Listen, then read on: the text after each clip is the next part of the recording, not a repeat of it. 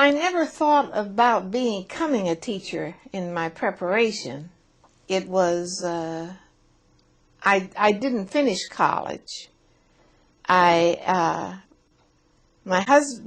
fell in love with Gloucester Current, who later became director of branches at NACP. And Gloucester graduated, and I married him. And my father The said, school you can, was from at what West school? Virginia State.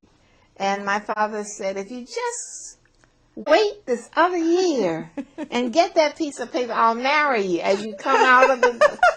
But I was too much in love. You know, my mother always said I had graveyard love when I fell in love. I didn't know how to like somebody.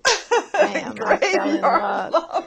She said, you will love to death. But at any rate, so that I never thought in terms, I thought about being a YWCA leader or a social worker or something, but not of teaching. But it wasn't until I had children, married and had children. How many children? I had 3 children. But teaching fits into your children's schedule better. You have the same holidays, vacations, everything. And it's time. You get home earlier. So that when I didn't get back, I told my father when he begged me not to get married, he said, do you have to get married? I said, no, I don't have to get married. I love this man. But at any rate, I told him, I said, Papa, I can always get that diploma. And I just told my little granddaughter, just when she was here the other day, sitting right on that couch, I said, she's at Bennett College now. Good. And I said, Faith, please finish college. I can never forget telling my father, I can always get the diploma. I said, it took me 2 husbands, 3 children later to be able to go back to college. It's 20 years. But you did it. I did it. But you know what is significant, though, is that your father wanted you, this female child, to get her degree. Yeah, I just think that is so all 3 of those wonderful. girls had. Wonderful. Everybody had. But I was just, oh my goodness. So I said, listen, if my children learn from me, because they knew how I had to get up at 5 and 4 o'clock in the morning studying before. But my second husband encouraged me to go back. It was almost time for my daughter to go to college. He said, I don't plan to send a mother and daughter to college. But at any rate, he was a Methodist minister too. And it was in teaching that I found I was a natural in teaching. I still meet students, and whenever they see me, they say, wherever I am, and I must be a former student, they say, read, read, read, read, read, read. That you told us all of that. Read, please read. But I was in Richmond when the schools were integrated, and I went to the John Marshall High School from Armstrong High School, the black school in one of the black schools in Richmond, Virginia. And then when we moved into Northumberland County years later, then I integrated the schools there. But a teacher can influence a child in so many ways, and I loved teaching. When my second husband died, my district superintendent came from his funeral to the house, and he said, the people want you to be their pastor.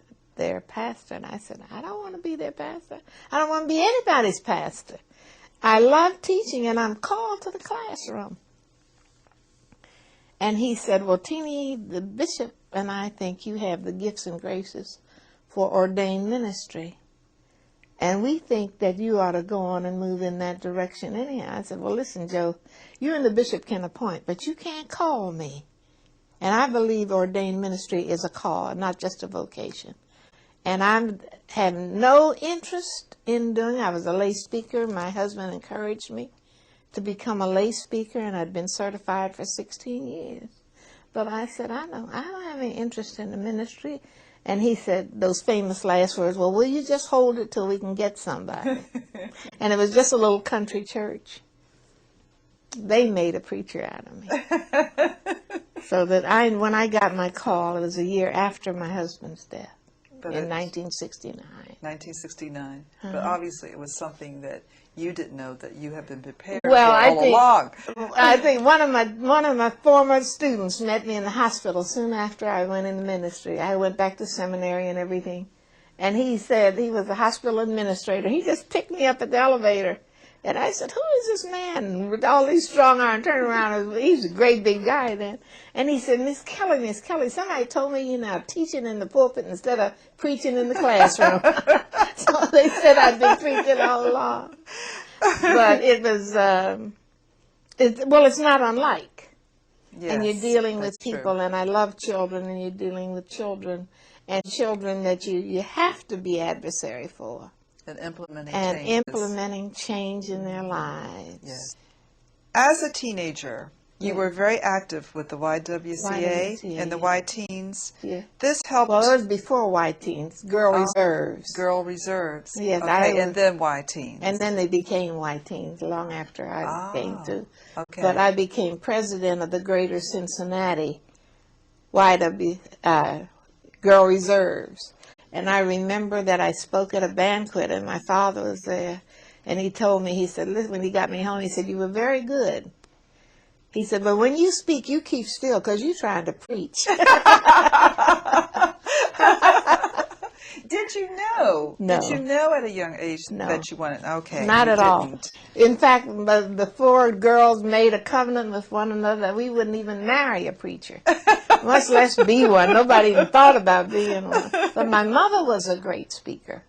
And if they had been ordaining women at her time, she probably would have been a preacher. I understand, though, that your father was just one level below a bishop.